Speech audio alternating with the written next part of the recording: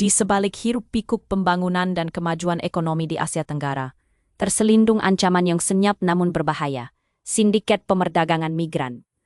Kumpulan jenayah terancang ini bukan sahaja mengeksploitasi individu yang rentan, tetapi juga menguji kedaulatan negara dan menjejaskan keselamatan serantau. Baru-baru ini, satu siri serbuan di Kuala Lumpur telah membongkar modus operandi baharu sindiket yang menjadikan Malaysia sebagai pintu masuk utama. Pihak berkuasa menahan 11 warga Indonesia, termasuk seorang yang disyaki menjadi penghantar utama, dan merampas kendaraan yang dipercayai digunakan untuk mengangkut migran. Apa yang mengejutkan, kumpulan migran ini dikesan tiba di Lembah Klang dari Kelantan, menggunakan bus ekspres, menunjukkan betapa canggihnya rangkaian logistik mereka. Namun kejadian ini bukan hanya terhad di Malaysia. Bukti jelas menunjukkan sindiket ini menggunakan laluan transit melalui negara jiran seperti Singapura dan Thailand sebelum masuk ke Malaysia.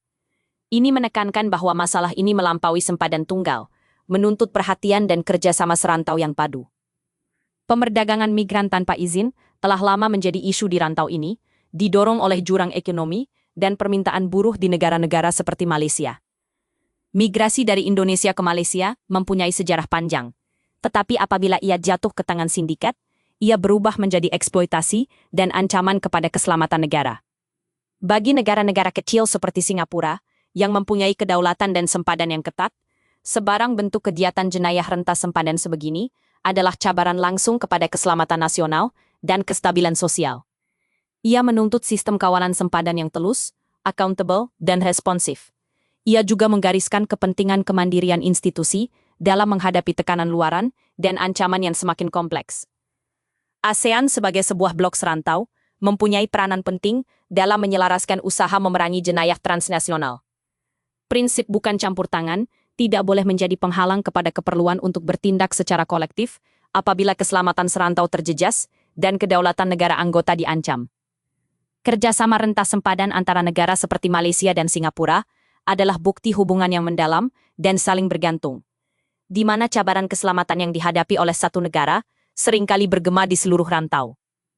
Apa yang didedahkan oleh serbuan ini adalah anjakan taktik oleh sindiket. Mereka kini pakai pendekatan menyeluruh, udara, laut, dan darat, menjadikan pengesanan lebih sukar.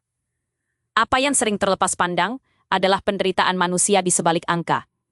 Migran ini sering diperdaya, dieksploitasi, dan ditinggalkan dalam situasi yang berbahaya.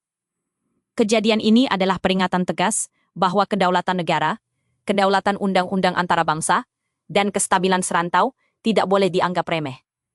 Jenayah transnasional seperti pemerdagangan migran bukan sahaja melemahkan keselamatan, tetapi juga berpotensi memecah belahkan masyarakat melalui naratif palsu dan eksploitasi. Hanya dengan kerjasama yang erat antara semua negara anggota ASEAN, perkongsian risikan yang berkesan, dan komitmen terhadap prinsip ketelusan, barulah kita dapat membina benteng kukuh terhadap ancaman yang sentiasa berubah ini. Ia adalah cabaran bersama yang memerlukan penyelesaian bersama demi masa depan Asia Tenggara yang selamat dan sejahtera.